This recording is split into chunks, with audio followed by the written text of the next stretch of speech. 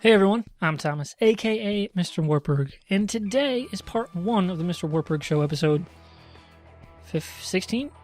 Numbers are numbers.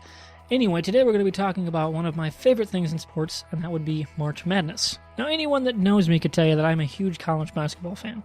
Not so much pros, but I just really like the way college basketball is set up and the way, actually, they play defense, even though we're kind of maybe getting away from that, but that's a whole other topic of discussion. Today we're talking about tournaments, specifically things like the Big Ten tournament or the NCAA tournament or the NIT tournament, since the Hawkeyes have sadly had a little more experience in the NIT than the NCAAs in the last few decades.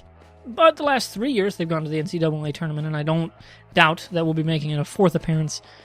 What is it, 3 years under him? I guess 3 years straight. We've gone the last 2 years. This time it's going to be 3 years in a row. Which is the first time that's happened in a while. I think since Alford left. I think that's the most consecutive time frame that the Hawkeyes have gone to the NCAA tournament. But I will double check that, and it'll be in like a caption below or to my left or right or something like that if I was indeed wrong. But in regards to March Madness memories as a Hawkeye fan, these are some of my favorite. We're going to start with my earliest memory as a Hawkeye basketball fan, as well as my best memory. That would be 2001, the Big Ten basketball tournament. I think I was going into 6th grade that year, maybe 5th. I'm kind of fuzzy on when that fell. It was March 2001, so I was just about to be 11, so I think going into 6th grade, ending 5th that year. But anyway, we were at a 4-H basketball tournament on that Sunday, and the Hawkeyes as the 6th seed had won 3 games straight, which had very rarely been done, and at the game, one of my friend's dads brought a TV. So as soon as the game got over, both teams ran up to the bleachers to watch the game as it unfolded on CBS. And Iowa ended up winning by 2 against Indiana as the 6th seed, the only team in Big Ten tournament history to run 4 games, 4 days, and the highest seed to ever win the tournament as the 6th seed. Reggie Evans utterly dominated that tournament. Looking back on the highlights, you're going, holy crap, this guy was so good.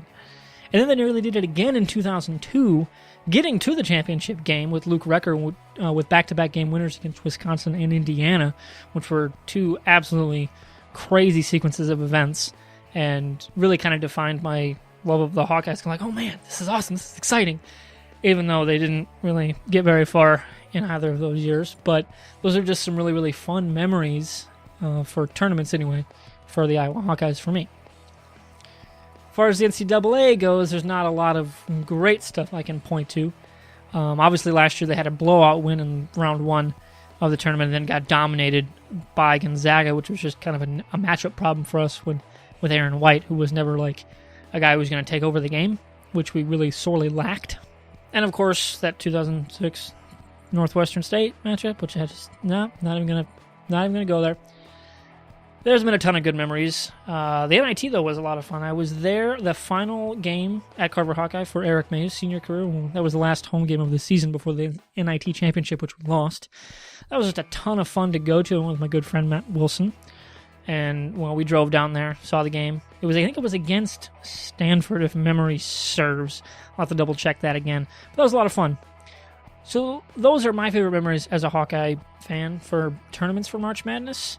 And like I said, this was part 1 of a video. Part 2 is going to be me talking about my bracket breakdown, which I'm looking to do with Mr. Fusion of the Cap Casualties podcast sometime either tonight or tomorrow, and get it up before the tournament starts on Thursday, since they're doing away with that 4-game playing thing. I don't think they're doing it this year, or maybe that starts next year.